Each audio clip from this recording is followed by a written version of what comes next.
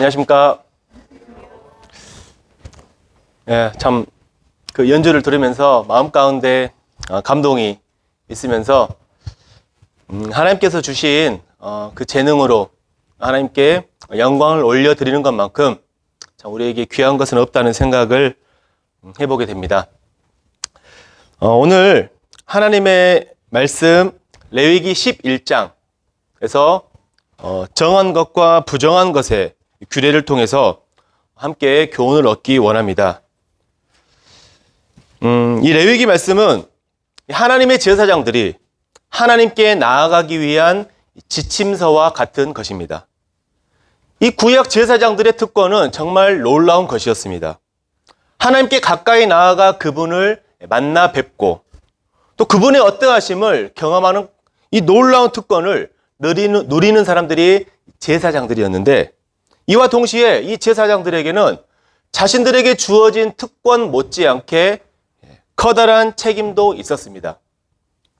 이 제사장들은 먼저 하나님의 말씀인 율법을 정확하게 알아야 했고 지켜야 했습니다. 그리고 이것을 사람들에게 가르쳐 줄 수 있어야 했습니다.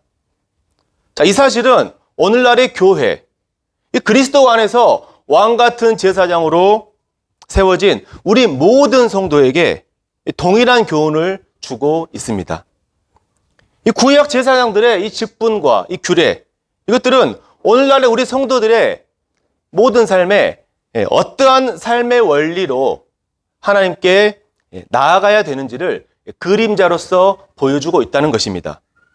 이 레위기에는 그러한 제사장들의 삶의 원리와 이 규례들이 그림자로 잘 설명이 되어 있습니다. 그래서 오늘 이 레위기 11장에 정한 것과 부정한 것, 여기에 대한 규례를 통해서 이것들이 오늘날의 이 제사장인 우리 모든 성도들에게 어떠한 삶의 방향을 제시해 주는지를 함께 살펴보도록 하겠습니다. 다 함께 레위기 11장 46절과 47절 말씀을 먼저 읽겠습니다. 이는 짐승과 물에서 움직이는 모든 생물과 땅에 기는 모든 길짐승에 대한 규례니 부정하고 정한 것과 먹을 생물과 먹지 못할 생물을 분별한 것이니라. 하나님께서 이 말씀을 통해서 부정한 생물과 정한 생물을 알려주신 이유는 오늘날을 사는 우리들도 동일하게 이러한 부정한 생물들을 분별해내서 그것들을 먹지 말아라, 이것이 아니라 여기에 대한 상징적이고 영적인 의미들을, 그 원리들을 가르쳐 주시기 위함입니다.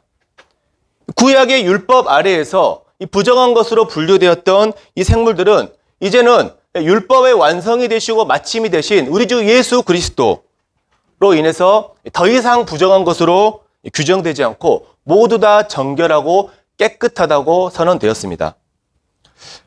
자, 여기 위에 그림이 어떤 그림인지 아신가요? 사도행전 10장에 보면은 이 하나님께서 베드로에게 환상을 보여주시는데 하늘로부터 이 보자기 안에 구약의 부정한 생물로 규정되었던 이 생물들이 내려오게 하심으로써 하나님께서 이것을 잡아먹어라. 베드로는 그럴 수 없습니다. 이 부정한 것들을 제가 먹을 수 없습니다. 했지만 하나님께서 이제 하나님께서 깨끗하다, 정하다 하신 것들을 너가 속되다 하지 말고 먹어라, 이렇게 말씀하시면서 이제 모든 생물이 깨끗하다고 말씀하셨습니다. 그리고 여기 말씀과 같이 하나님께서 지으신 모든 것이 선함에 감사함으로 받으면 버릴 것이 없나니 하나님의 말씀과 기도로 거룩하여 짐이라, 이렇게 말씀하셨습니다.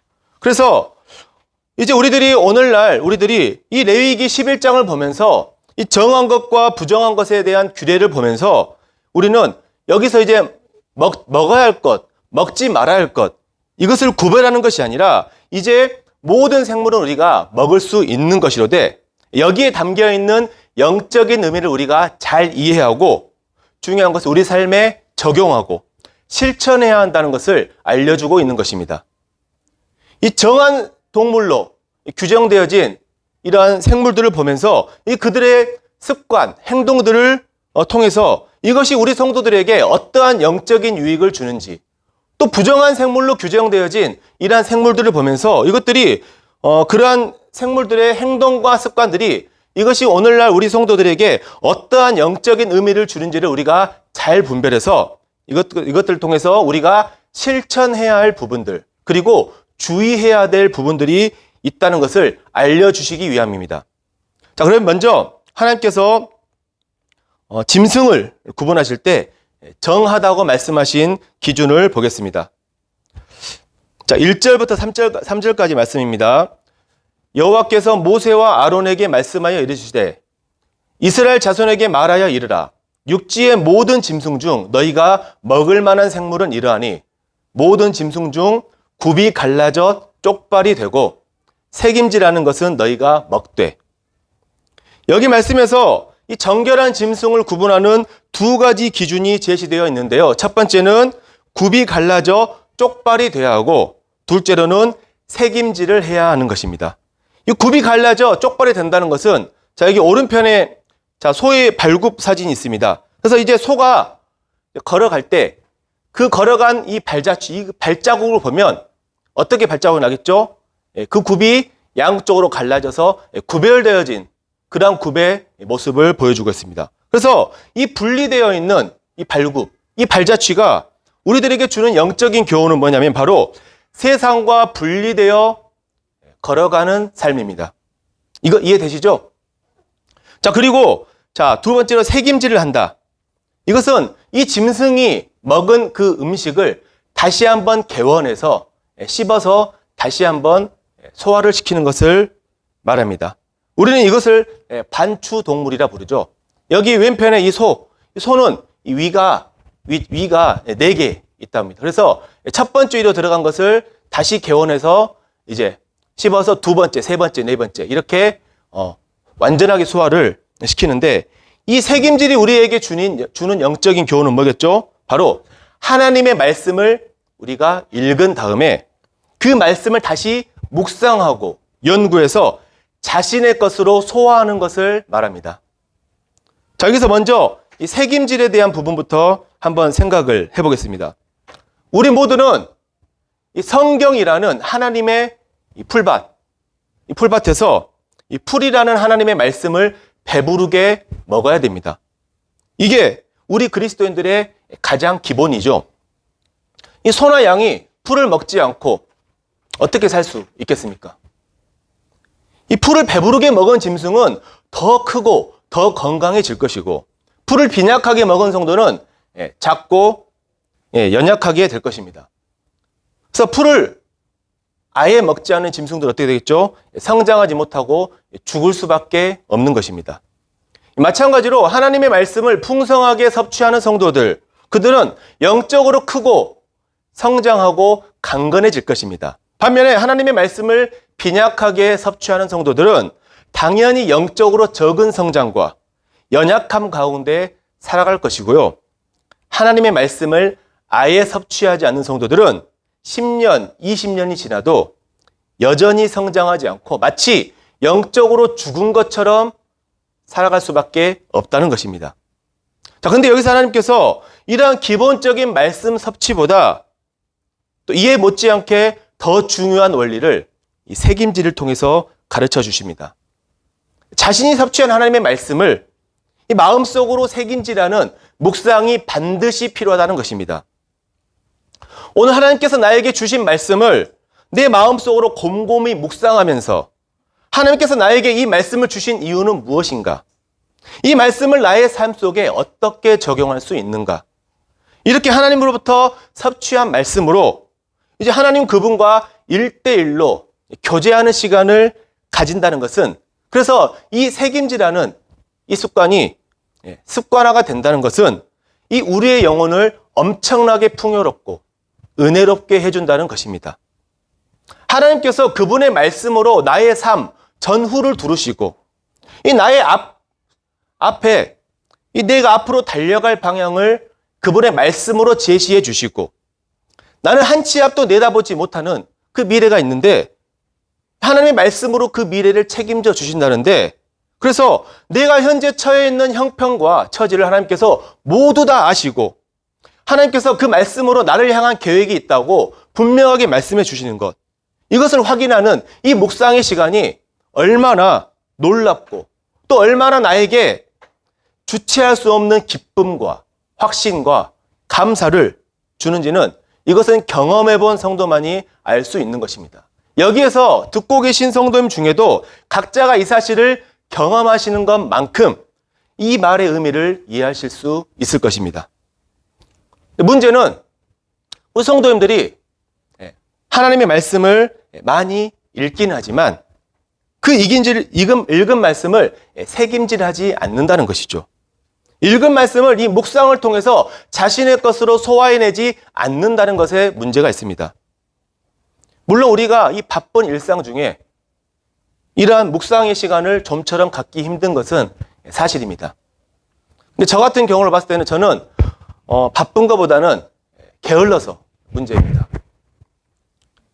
제가 이 묵상이 어떠한 영적인 유익을 주는지를 잘 알면서도 사탄이 시시때때로 저에게 세상에 쓸데없는 근심과 걱정들을 계속 집어넣어주면서 이 묵상할 수 있는 이 틈을 좀처럼 주지 않으려고 사탄이 애를 쓰는 것을 경험하게 됩니다.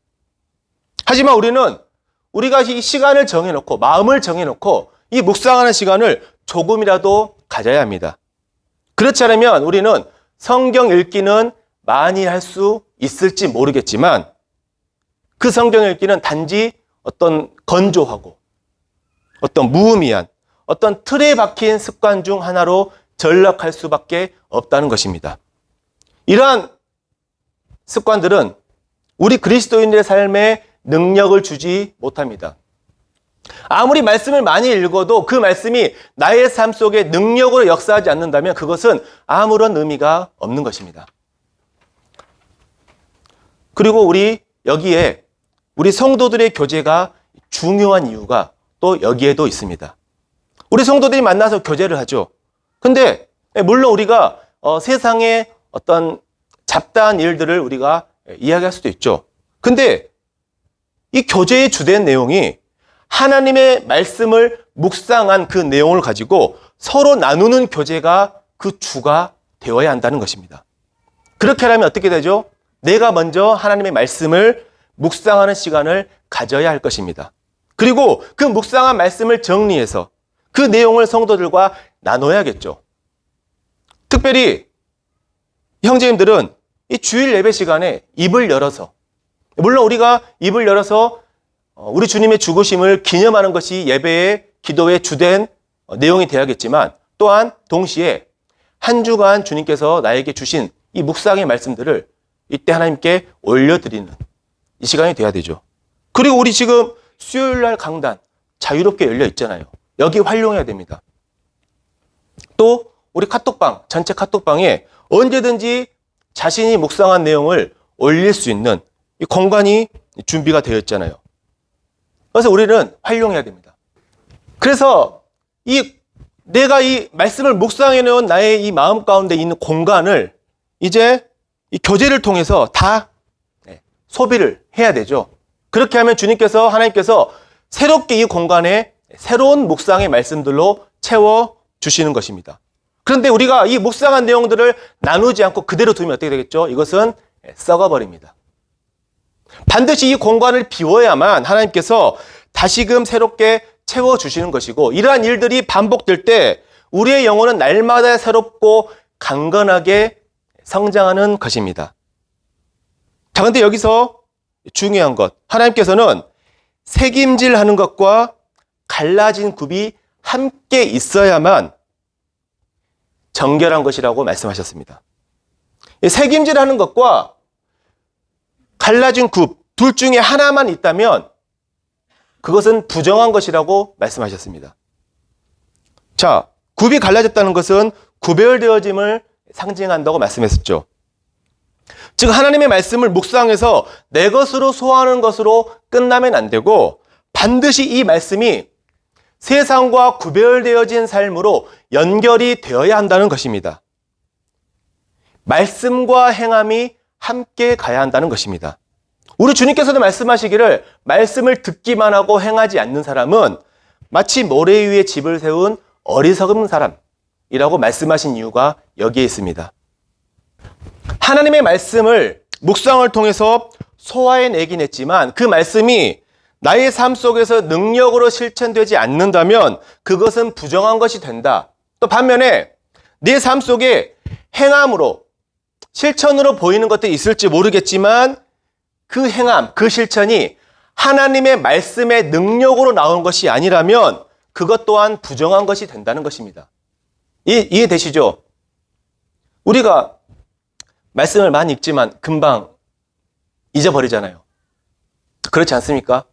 저는 그런 경우가 정말 많습니다. 그래서 제가 저는 참 머리가 참 멍청한가 보다 그런 생각을 자주 하거든요. 근데 중요한 것은 이 말씀이 계속해서 우리 마음 가운데 남으려면은 그 말씀을 단지 우리가 암송하고 새기는 것으로 끝나는 것이 아니라 삶 가운데 반드시 그 말씀을 실천해야만이 이 말씀이 온전하게 나의 것으로 남는 것입니다. 그렇지 않으면 마치 무너지는 모래집과 같이 내 마음에서, 내 머릿속에서 그 말씀은 와르르 무너져서 사라지게 되는 것입니다. 자, 여기에 대한 부분을 이 부정한 짐승으로 대표되는 돼지의 경우에서 살펴보겠습니다. 자, 4절 말씀 한번 읽겠습니다. 너희가 먹지 못할 것은, 자, 7절, 8절 쭉 나오는데 7절, 8절에 특별히 돼지는 굽이 갈라져 쪽발이로 돼 새김질을 못함으로 너희에게 부정하니 너희는 이러한 고기를 먹지 말고 그 주검도 만지지 말라. 이것들은 너희에게 부정하니라. 이 율법에서 부정한 짐승으로 구분되는 돼지는 굽이 갈라지긴 했지만 새김질을 못하기 때문에 부정한 짐승입니다.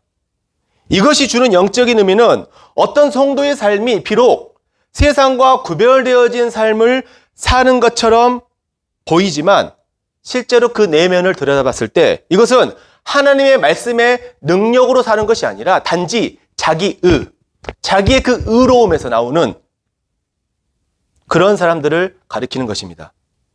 우리 안에 있는 이 내적인 생명의 능력과 또 외적으로 실천하는 이 행함은 반드시 함께 가야 되는 것입니다.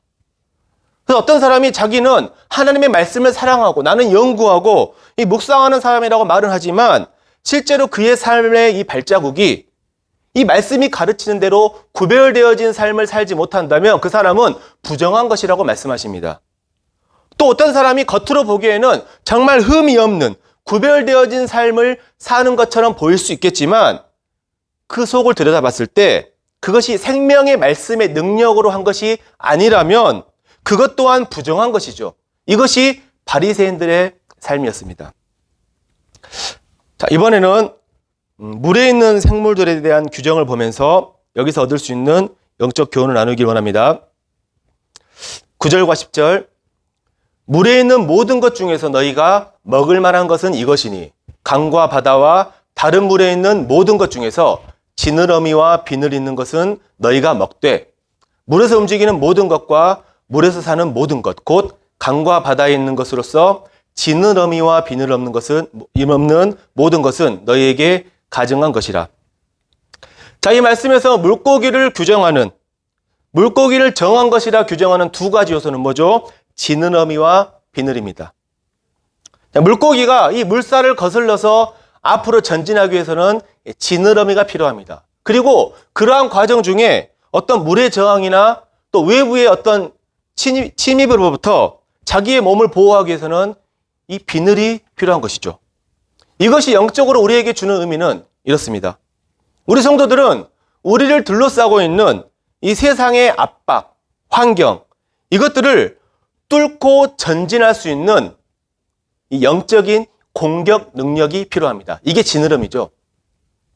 또한 동시에 이러한 전진 과정 속에서 이 사탄의 공격, 이 유혹으로부터 우리를 보호할 수 있는 이 영적인 방어 능력이 필요합니다.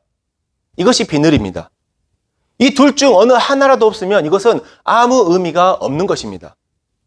우리가 세상을 이겨내고 뚫고 전진할 수 있는 능력을 가지고 있다 해도 세상의 공격을 방어할 수 있는 이 방어 능력이 없다면 아무 소용없는 것입니다. 결국 그 전진할 수 있는 능력조차 잃어버리게 되는 것이죠. 반면에 우리가 이 세상의 공격으로부터 나를 방어할 수 있는 이 방어 능력을 가지고 있다 할지라도 근데 그것이 세상을 이기고 전진하는 이 공격의 능력으로 연결되지 않는다면 이 무슨 소용이 있겠습니까? 우리 그리스도인들은 전진하는 사람들입니다.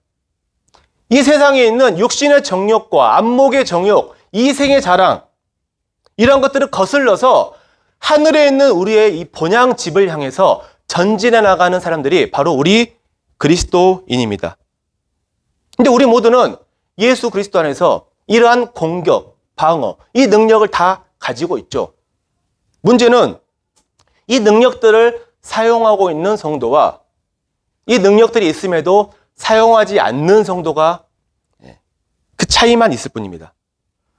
자, 다음으로 땅에 기어다니는 것들을 보겠습니다. 너희는 43절 너희는 기른바 기어다니는 것을 인하여 자기로 가증하게 되게 말며 또한 그것을 인하여 스스로 더럽혀 부정하게 되지 말라. 자, 여기서 기어다닌다. 이것은 뭐냐면 땅에 자신의 배를 붙이고 다니는 것을 말합니다. 이것이 우리들에게 주는 영적인 의미는 하나님께로부터 구별되어진 성도임에도 불구하고 여전히 이 땅에 배를 대고 살아가는 것. 즉, 여전히 세상을 의지하고 세상에 자신의 배를 맡기고 살아가는 이 육신적인 삶을 향해서 가증하다고 말씀하신 것입니다. 여기 44절과 45절 말씀 보시죠. 여기 보면 더 분명하게 이 의미가 나옵니다. 나는 여호와 너희의 하나님이라. 내가 거룩하니 너희도 몸을 구별하여 거룩하게 하고 땅에 기는 길짐승으로 말미암아 스스로 더럽히지 말라. 나는 너희의 하나님이 되려고 너희를 애굽 땅에서 인도하여 낸 여호와라. 내가 거룩하니 너희도 거룩할지어다. 자, 이 말씀은 오늘날 우리 그리스도인들에게 아주 확실하고도 분명한 우리들의 이 정체성을 말해주고 있습니다. 우리가 하나님과 맺고 있는 이 관계 때문에 하나님께서 거룩하신 분이기 때문에 그분의 자녀인 우리 또한 거룩해야 한다는 것입니다. 하나님께서 거룩하시니 그분의 자녀인 우리 또한 당연히 이 땅의 부정한 것들로부터 우리를 거룩하게 구별해야 한다는 것입니다. 이것이 우리를 애굽이라는 세상으로부터 우리를 구원해 주신 하나님의 목적이 되는 것입니다. 우리 모두는 거룩한 성도이죠. 우리가 얼마만큼 거룩합니까? 우리는 하나님만큼 거룩하죠. 하나님과 동등한 수준으로 우리를 거룩하게 하셨습니다. 그렇다면 우리가 해야 할 일은 뭐겠죠? 우리의 실제의 삶에서 우리 안에 있는 이 하나님의 거룩을 우리의 삶으로 드러내야 됩니다. 우리가 이 땅의 이 풍조, 이 땅, 이 세상의 가치에 휩쓸려서 우리가 가지고 있는 이 거룩의 가치를 훼손해서는 안 된다는 것입니다. 하나님께서 우리에게 이러한 거룩함을 주셨으니 우리도 마땅히 우리 스스로를 더럽혀서 가증하고 부정하게 되지 말라고 말씀하십니다. 자, 근데 여기 땅에 기어다니는 가증하고 부정한 생물에 대해서 한 가지 또한 특이사항을 교훈해 주는 부분이 있죠. 20절과 21절. 날개가 있고 네 발로 기어다니는 곤충은 너희가 혐오할 것이로되 다만 날개가 있고 네 발로 기어다니는 모든 곤충 중에 그 발에 뛰는 다리가 있어서 땅에서 뛰는 것은 너희가 먹을지니. 자, 먼저 20절. 자, 날개가 있음에도 불구하고 네 발로 기어다닌다. 이건 어떤 영적인 의미를 주고 있을까요? 네. 날개가 있어서 하늘을 날 수 있는 능력이 있음에도 불구하고 그 능력을 사용하지 않고 이 땅에 배를 붙이고 기어다니는 이 삶을 가증하다고 말씀하십니다. 하나님께서는 다른 표현으로는 이러한 삶을 혐오해라 이렇게 말씀하고 있습니다. 자, 이 부분을 볼 때 떠오르는 말씀이 전 있습니다. 시편 78편 9절 중에 제가 찾지는 않겠습니다. 에브라임 자손은 무기를 갖추며 활을 가졌으나 전쟁의 날에 물러갔도다. 에브라임은 정말 강한 능력이 있는 지파였지만 전쟁이 날 때 물러갔습니다. 거기에 대한 원인은 이제 말씀이 길기 때문에 말씀드리지 않겠지만 어쨌든 이 에브라임 얼마나 수치스럽고 불명예스러운 평가입니까? 이 에브라임 지파는 그 시대, 자기들이 살았던 시대뿐만 아니라 수천 년이 지난 오늘날에도 우리 성도들에게 아주 수치스럽고 불명예스러운 삶을 살았던 표본으로 교훈을 주고 있고, 또 하나님의 말씀은 영원하죠. 그래서 앞으로 영원히 그러한 수치스러운 지파로 남게 된다는 것이죠. 이것을 오늘날 우리 성도들에게 적용을 해보면 어떻게 할 수 있겠습니까? 물론 여러 가지 부분을 적용할 수 있겠지만 저는 특별히 은사에 관해서 저는 적용을 해봤습니다. 우리 각자에게 하나님께서 주신 은사가 있죠. 그 은사가 있음에도 불구하고 이것을 활용하지 않는다면, 그래서 그 은사를 활용해서 다른 성도들의 은사와 합쳐서 이 영적인 전쟁에 함께 참여하지 않는다면 그것은 가증스럽고 혐오해야 될 삶이라는 것입니다. 우리는 모두 이 남부 지역교회라는 이 공동체 안에서 영적 전쟁 중에 있습니다. 우리의 이 내부적으로는 이 사탄이 어떻게든 이 남북교회를 무너뜨리기 위해서 이 성도들의 간증을 훼손하려고 합니다. 그리고 아직 이 연약한 성도들, 그리고 우리들의 자녀들이 세상으로 흘러가게끔 잡아 끌고 가는 이 사탄과의 전쟁 중에 있습니다. 그리고 우리의 외적으로는 우린 주와 복음을 위해서 전도하면서 하나님의 나라를 확장시켜야 되는데 이것을 저지하는 사탄과의 전쟁 중에 있습니다. 우리가 이 전쟁에서 승리하기 위해서는 반드시 우리가 한 몸으로 뭉쳐야 됩니다.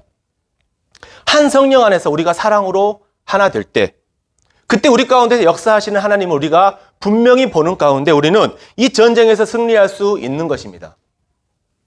근데 만약 이 영적인 전쟁에서 자기가 능력을 가지고 있음에도 불구하고 뒤로 물러나서 팔짱만 끼고 방관하는 에브라임 같은 사람이 있다면, 그러니까 전쟁이 한창 중인데 모두가 힘을 모아서 이 전쟁에 승리해야 되는데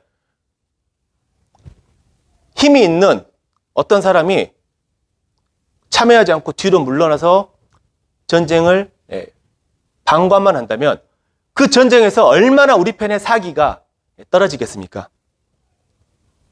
이러한 사람이 있다면 장차 주님 앞에 서게 되었을 때 이 1달란트를 땅에 묻어놓았던 그 종처럼 이 주님의 책망을 듣게 되고 반드시 그 이유에 대해 너가 힘이 있음에도 불구하고 뒤로 물러나서 지켜만 봤던 그 이유에 대해서 주님께 해명해야 될 때가 올 것입니다.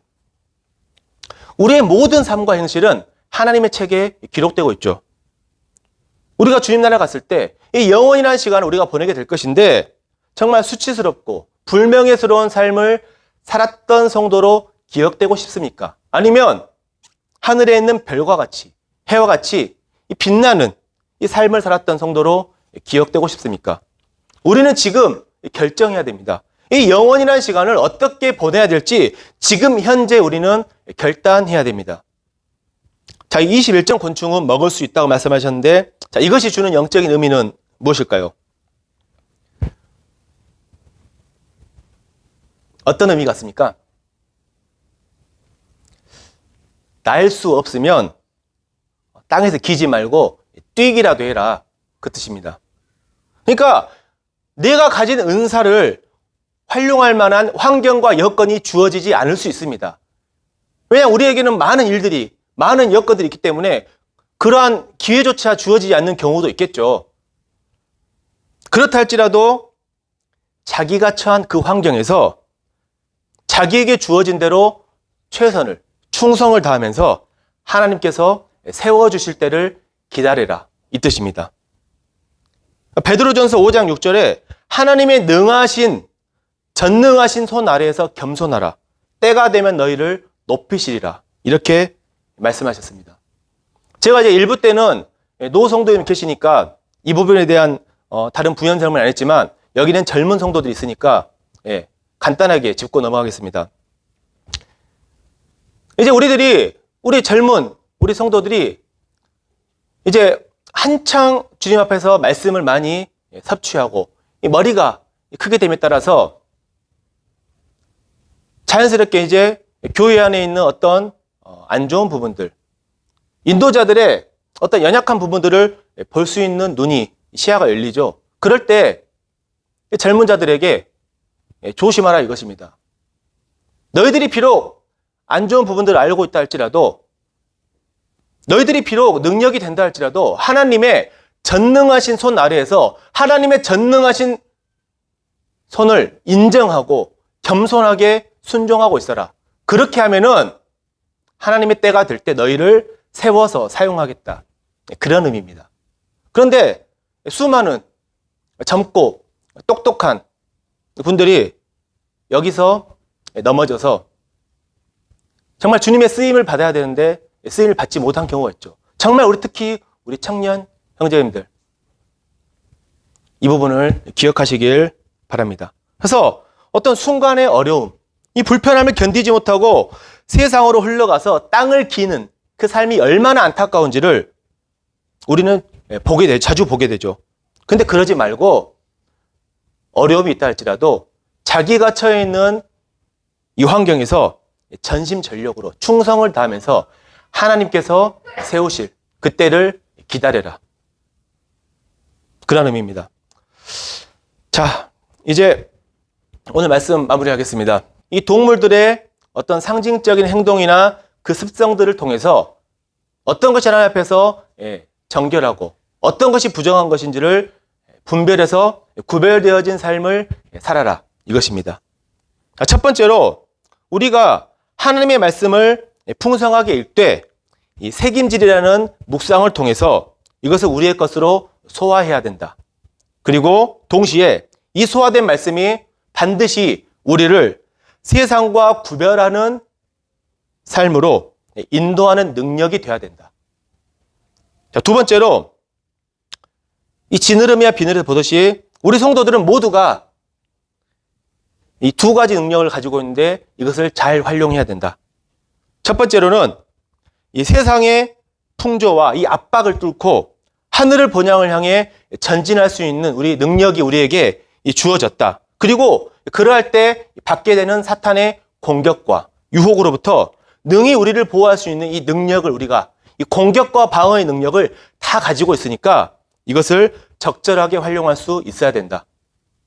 자, 세 번째로는 여기 앞에 표현은 쓰지 않았지만 하나님께서 우리를 거룩하게 구별하신 이 목적이 있음에도 불구하고 그 목적대로 살지 않는 것, 날 수 있는 날개를 주셨음에도 불구하고 이 날개를 사용하지 않고 여전히 이 땅에 배를 대고 기어다니는 삶, 이 세상을 의지하는 이 육신적인 삶을 살아서는 안 된다. 그러한 삶은 가증스럽고 또 혐오해야 될 삶이다.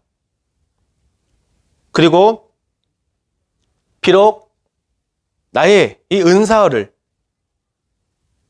활용할 수 있는 기회가 주어지지 않는다 할지라도 주어진 환경에 충성을 다하면서 하나님의 때를 기다려라. 날 수 없다면 빌빌 기지 말고 뛰기라도 해라.